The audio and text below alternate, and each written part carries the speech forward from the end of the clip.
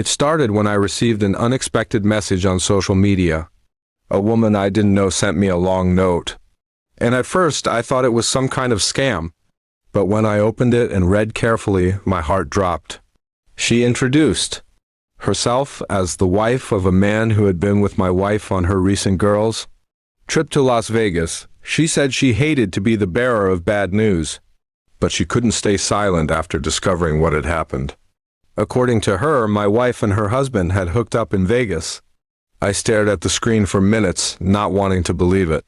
My wife had just come back from the trip, telling me how much fun she had with her friends, laughing, showing me pictures of cocktails and hotel rooms. Everything had seemed so normal. But now this woman was telling me my wife had slept with her husband. She even attached screenshots of messages between them, proving her claims. The screenshots hit me like a hammer. They were full of flirting, excitement about meeting up in Vegas, and even explicit details about what they did. It wasn't some misunderstanding, it was real, undeniable betrayal. I felt sick to my stomach as I scrolled through the evidence, my chest tightening with every word I read. When I confronted my wife, she first tried to deny it. Her face went pale, and she laughed nervously, saying, "Why would you believe some stranger over me?" But when I showed her the messages, her expression changed. She broke down, covered her face, and admitted it. She said it was a mistake, something that happened after too many drinks and bad decisions. Her excuse didn't make me feel better. A mistake is spilling wine on a carpet.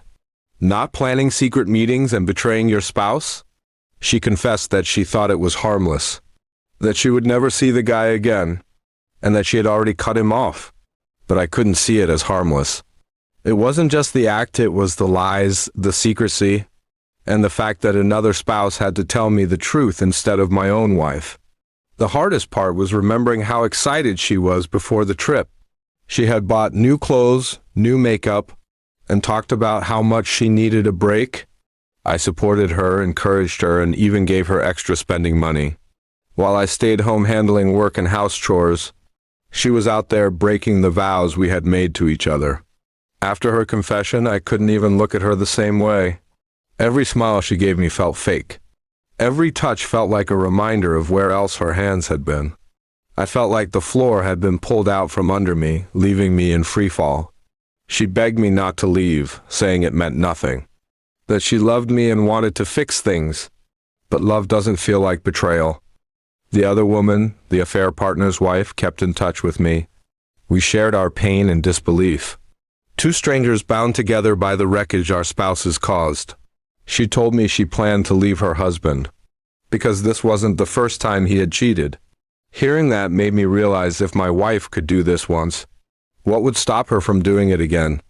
I spent sleepless nights replaying everything in my head. The laughter we shared, the trust I gave her, and how easily she threw it away for a few nights of excitement. It felt like I didn't even know who I had married. The woman I thought was my best friend and partner had turned into someone capable of destroying everything we built. My family noticed I wasn't myself. When I finally told them, they were shocked and angry on my behalf. Some encouraged me to fight for my marriage, others said I would be a fool to stay. Deep down, I already knew the answer. Staying with her would mean living in constant doubt, wondering where she was and who she was with. That's not a marriage, it's a prison. I told my wife I couldn't continue. The trust was gone, and without trust, there's nothing left. She cried, begged, and promised she would never betray me again. But her words felt empty. Once the glass is shattered, it can never be the same. No matter how much she said she regretted it, the damage was done. Filing for divorce was the hardest decision of my life, but also the most freeing. I chose self-respect over pain. I chose peace over lies. My wife's betrayal in Vegas wasn't just a one-time mistake. It revealed the truth about her character and what she was capable of. Now I'm moving forward. The scars remain, but so does my determination to heal.